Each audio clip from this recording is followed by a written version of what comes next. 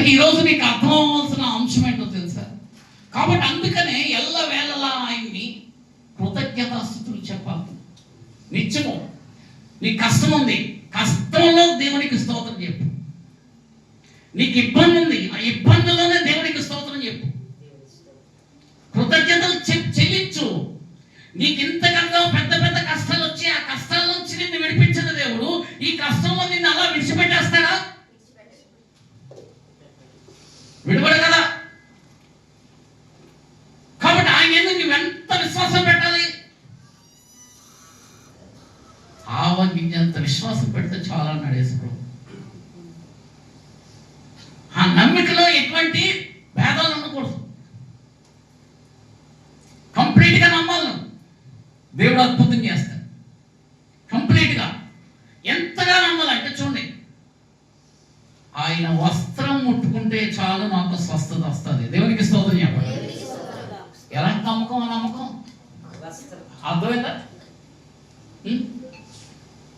అలాంటి విశ్వాసంలో ఎదగాలి, ఆ వాక్యంలో ఎదగాలి, దేవుని వాక్యంలో ఎదగాలి, కృతజ్ఞతతో ఎదగాలి. నువ్వు ఆత్మీయంగా కట్టబడాలనంటే నువ్వు దేవునితో తిరిగి నీకున్న కష్టంలో, నీకున్న బాధలో వాక్యాన్ని ఆధారం చేసుకోవాలి.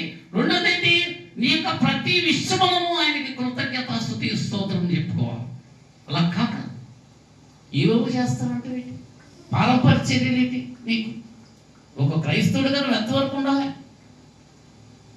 ఏమి విడిచిపెట్టావో నూతన స్వభావం, నూతన జన్మ దేవుడు ఇచ్చినప్పుడు అన్నిటికీ నువ్వు ఆయన విశ్వాసంతోనూ వాక్యంతోనే ఎదగాలి. అలా కాక మనం కొన్ని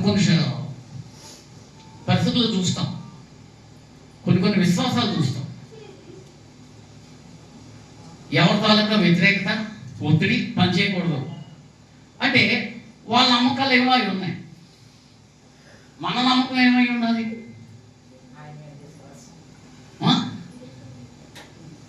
దేవుడు ఆయన దర్శించి నాకు రక్షణ ఇచ్చాడు. ఆయన దర్శిస్తేనే నాకు రక్షణ.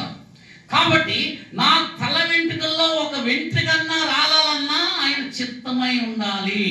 ఆయనకి తెలియకుండా జరగదు. కాబట్టి నువ్వు ఎవరికి భయపడాలి? ఏ వ్యతిరేకత భయపడాలి? ఏ దురాత్మకు భయపడాలి? ఏ మనుషునికి భయపడాలి? నువ్వు చెప్పమ్మా. ఆయన్ని నీ యందు ఉన్నాడన్న నమ్మకం నిన్ను నిలబెట్టనవట్లేదు. నమ్మకం లేదు నీ దగ్గర. నమ్మకం లేక ఏవేవో పాటిస్తూ ఉంటారు. ఏవేవో క్రైస్తవుడైన కూడా ఏదో ఒక పరిస్థితి పాటిస్తారు. ఏమక్కర్లేదు. ఆయన యందు విశ్వాసం ఉంచి ఆయనకి నీ యొక్క సమయాల్లో ఏ స్థితిలోనైనా సరే, ఎలాంటి పరిస్థితుల్లోనైనా సరే సమాధానించు లేపగల శక్తిమంతుడు, చనిపోయిన వారిని తిరిగి లేపగల శక్తిమంతుడు. అర్థమవుతుందా? ఒకసారి పాతాళంలో ఉన్నా సరే నన్ను విడిచిపెట్టమని దావీదు చెప్పాడా లేదా? మరి కాబట్టి ఇక్కడ నువ్వు అర్థం చేసుకుని ఏం పాటించాలి?